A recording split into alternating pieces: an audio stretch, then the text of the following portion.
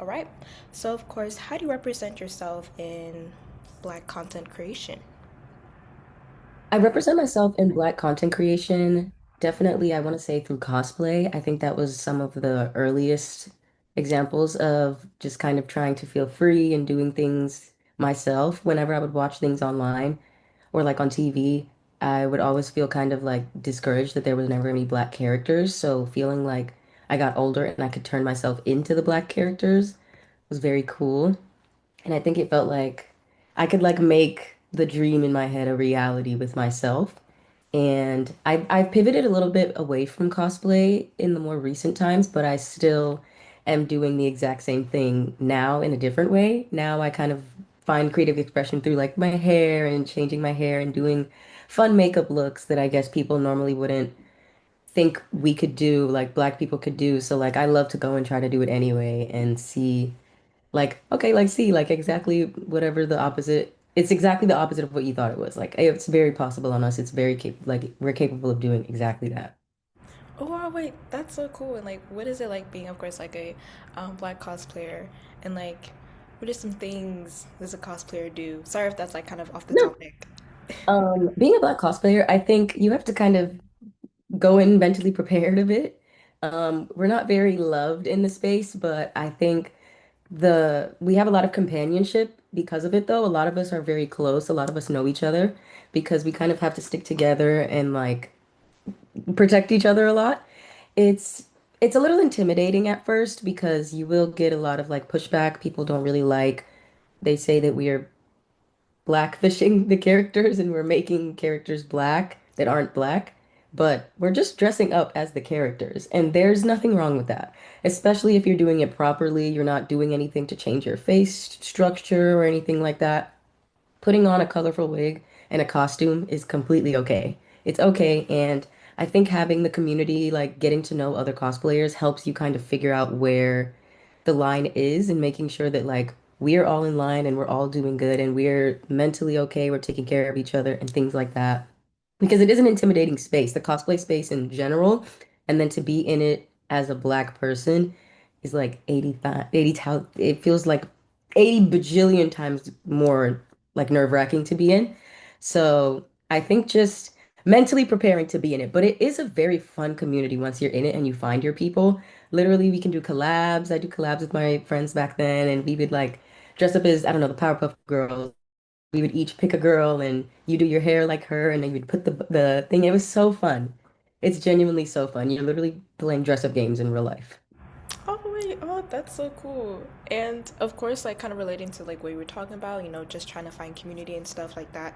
That also goes into our next question, of course, like, we're currently in times where voices are, of course, like, being taken, like, being sorry expressing ourselves is like very limited of course nowadays, and so I wanted to ask how should of course like Black content creators or Black cosplayers like yourself amplify their voices.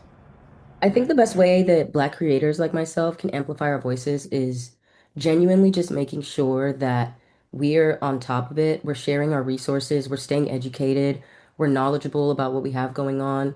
We use any resource possible to like its full capacity. I utilize the app. Can I say hell?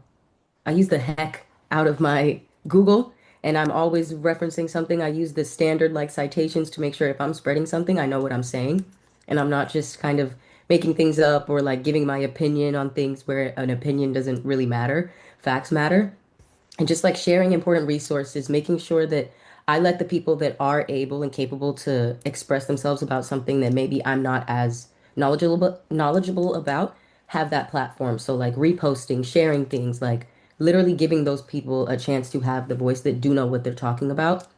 And I think that just making sure that I'm keeping other people, like even in your personal life, like making sure the people around me are aligned where I'm at with things like that, because I am absolutely the type to end a friendship over political beliefs. I think your political beliefs show a lot about your morals and like where you stand as a person. So I definitely am doing things like that in my personal life, and I really just advise that everyone do the same. People cannot love you in your life and also stand completely on the other side of you and your rights, like as a person. It just doesn't even make sense. Like protecting yourself and making sure you're protecting the others around you as well. I completely agree. And does that kind of go into maybe like some of the like advantages and disadvantages, like say, of being a black content creator? Yes, I would say I think one of the most consistent things I tend to think about is the pay disparity between myself and like non-black counterparts. I've actually seen it happen where on one hand you have a black creator who has great engagement, great numbers, all the stuff that typically is impactful of your rate. And then you'll have a non-black person with the same numbers and everything like that, but maybe even less viewership. They will still make thousands, and I mean thousands more dollars than creator A. That is insanity, but it's true and it happens so often.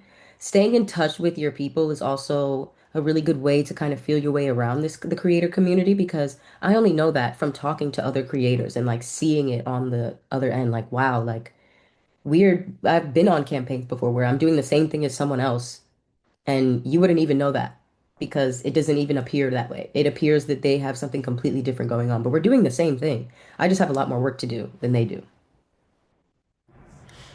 And should that also go into like how certain platforms, like especially maybe social media platforms like Instagram, TikTok, YouTube, or yeah, any other platform, any other social platforms, should they, how can I say this? Oh, find a way into, of course, like uplifting black creators more, or should I kind of fall into, sorry if that makes sense, No, if this makes sense. I understand. Yeah, like black creators themselves, should they like find ways to, I guess, uplift other black creators if, platforms that they're on aren't doing it? Yes, I definitely think that if the platforms aren't doing the job for us, we really do have to pull the weight ourselves, which is unfortunate. It would be nice if, we could feel supported and like backed by these platforms because, at the end of the day, they have the ultimate deciding power. So it would be great in like a perfect world, but a lot of the time, it's just not at the top of the priority list for anybody outside of Black people. So usually, even back to like what I said in the first place, we have to take care of each other. And in order to do that, we have to take care of ourselves. So like it's really just this like cycle. And I hope that like over time, continuing to do that and like push back against these like things that are in place that make it hard for us. I remember maybe a few years ago, Jackie, and I'm so sorry, I thought that was on silent. That's embarrassing. Jackie Ina actually did, what was it? I think it was called like pull up or put up or shut up. And she asked all the brands how many black employees they had. And a lot of them were very embarrassed. And a lot of them had to hire a whole bunch after. And that in and of itself is embarrassing. Some had none, zero. And it was to the point where brands, if they did not decide to come out and acknowledge it, everybody would be like, hey, I noticed you're not pulling up. Is that because you probably don't have any black employees? That right there is the problem. Or like the percentage of black employees are like 1%, but maybe it's a brand that everybody thought was black owned. Like I think that I don't even know if she understands how much power that had, but I think about that all the time. I want to be able to make a change like that in my communities, like where something I did or like putting the weight or the pressure on somebody actually like made a positive impact for my people at the same time. Because I think that was very impactful in the beauty space. And that also kind of reminds me of how, what is it, with Rihanna, of course, coming out with Fenty Beauty, and she really did change the game in the, makeup Mhm. industry was like featuring, more darker shades and stuff because before then it wasn't It was that. like two or three Yeah. So max. it's like, yeah, it's like we pull so much weight for people to, not even people, companies, or, and that makes sense to like really To be listen like to us and be constantly like, discredited, even yeah, though, yeah. wow. hmm I agree. I think Rihanna really did kind of like revitalize the way that the beauty community even works now because now it's a standard for brands to come out with 40, 50, 60 shades. That's never been the standard before that. Before that, the standard was maybe 7 different variations of white shades, the shade around my shade, and then the one dark skin shade. Like it's never been that inclusive. And she really made them pull up or shut up with that too. And oh, are there some things you're planning on doing for Black History Month? What I'm planning on doing for Black History Month. Um, I want to do something very impactful, even with what I was just talking about with Jackie Aina. Like, I want to do something like that. But in the meantime, some stuff that I was floating around, I like creators like, I don't remember his last name, but Khalil. He makes a lot of like educational content, Black history content. And I love finding people like that because again, fully based in facts, like he's not telling you his opinion, he's telling you facts and the facts back or they're backed by data. And people like that, like I'm very inspired by creators like that that use like they could make anything and they choose to like spread knowledge and I really love that. I want to find a way to do that in my like niche.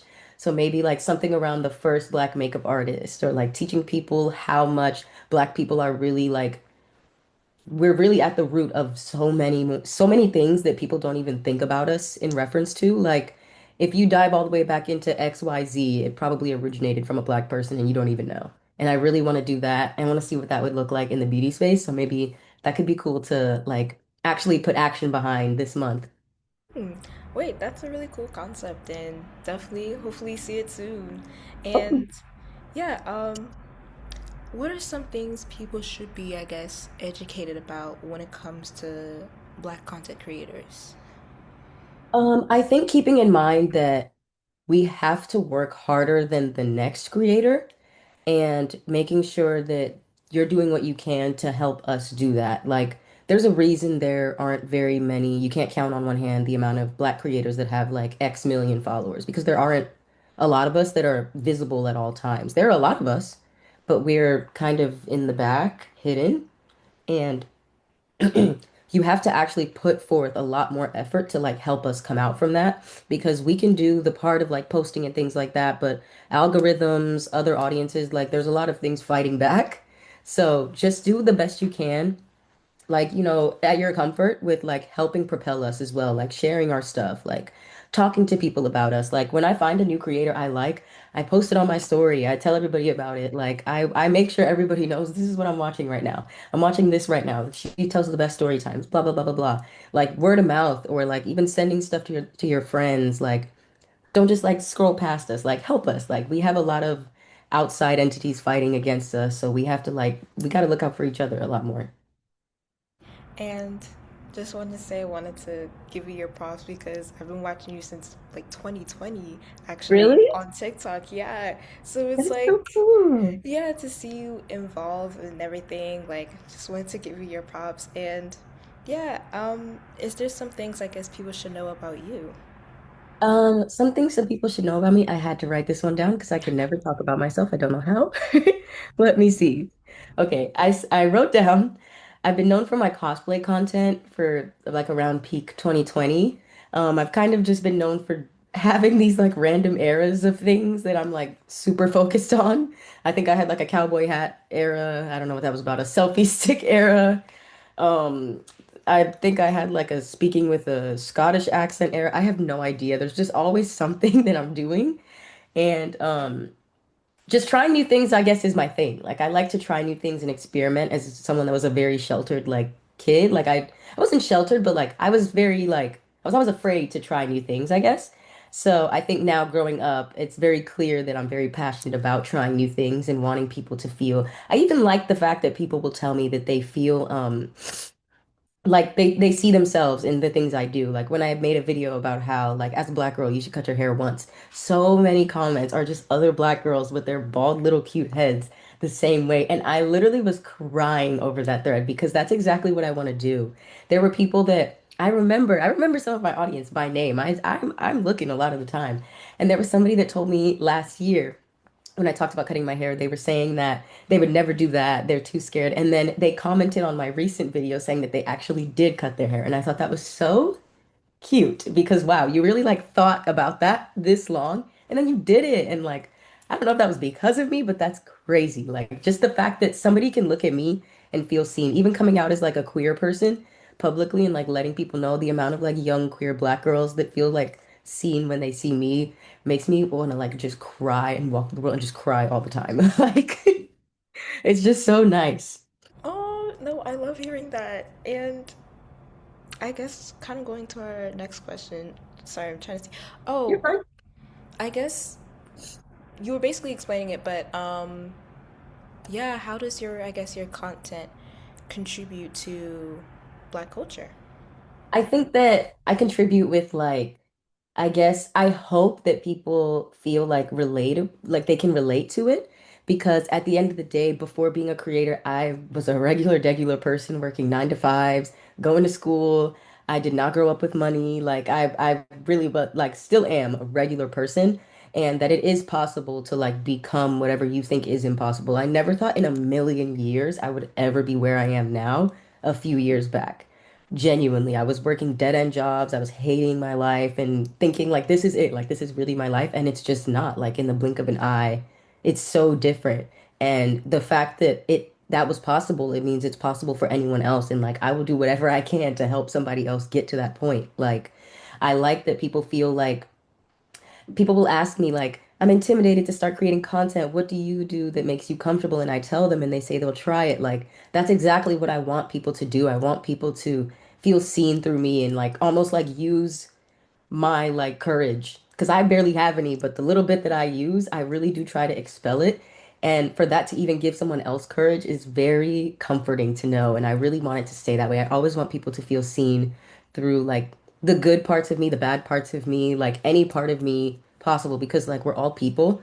I'm not a perfect person. So I like when people, I'll even talk about something vulnerable. I'll be like, yeah, when I was younger, I had anger issues. Like it was bad. I always had an attitude. And they'll be like, you know what? Same. But I'm glad that now you worked on it, blah blah blah. Like I like to be very real with my audience and I like that it's pretty well received because like that's what it should be. Like it should be well received. Like everybody's doing something out here, good and bad. Like we're all just people figuring it out.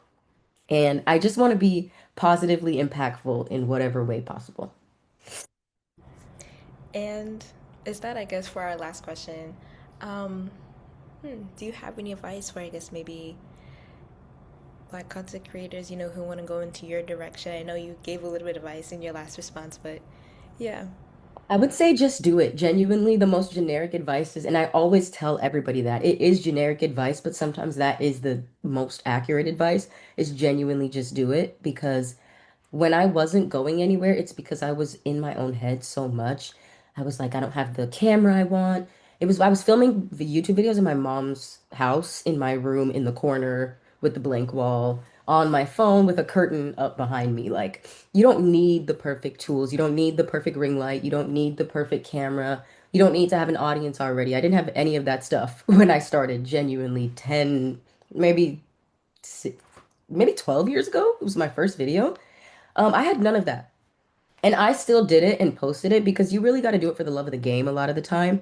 And you will realize that the game is fun. Like when you do it because you love it, it is fun. When you get in your own head and it becomes your 9 to 5, but you actually don't clock out from it, it's not fun anymore. So let it stay fun and do it. Don't mix your work and your play. Like hang out with your friends and just hang out with them. If you plan on doing something that's fun and you want to vlog it. I know we're in the age of vlogging everything, and that's fine. A lot of my friends, they're used to like that. So like when I want to vlog, they don't mind.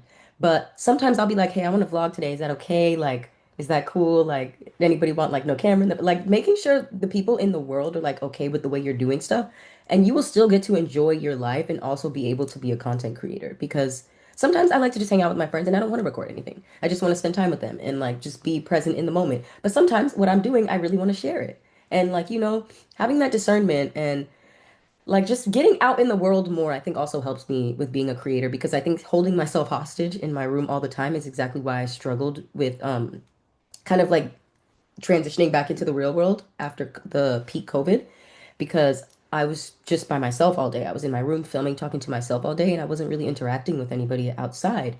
And I really underestimated how much that would affect like getting back into the real world and making content now. Now when I'm in public and I want to, I don't know, show my vlog something cool, I have so much anxiety and I'm putting the camera down, but it's actually not that weird. And a lot of people aren't even looking at you. And they honestly don't even care. You could literally fart and it sound like a horn and nobody's even gonna look half the time. So just getting out of your own head and just doing whatever it is you want to do and remembering you are never gonna see half these people again. Yeah, no, wow. Yeah, especially like after COVID. I know people are always talking about, like everybody's not as social as we used to be back Yeah. then, but like I think we're all just trying to like get We're back all to just it. So shy. yeah. We're Yeah. all a little fake shy after COVID, and we just need to like warm up again. It's funny you said that. I actually was at a brand event Mm. last week, and I was doing the same thing. I was being awkward and quiet, and I'm in my head like, go talk to somebody, go talk to somebody. I'm standing in the corner, go talk to somebody. And I turn around and I talk to the person next to me, and she goes, I'm so awkward. I didn't even know what to say. And I was like, that's funny. I was thinking the same thing. And then the person across from us went, I was also thinking the same thing. Like everybody's really just in the same place and none of us know it. Like we're all thinking the same thing. Just open your mouth and talk to somebody. And then I ended up talking to them for the whole event and I made some friends.